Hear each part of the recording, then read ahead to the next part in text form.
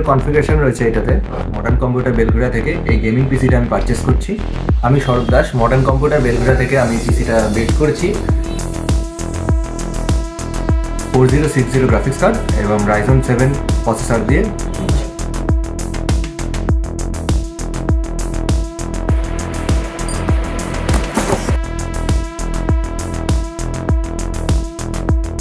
আপনারাও চাইলে আমার মতো এরকম গেমিং সেটআপটি তৈরি করতে পারেন।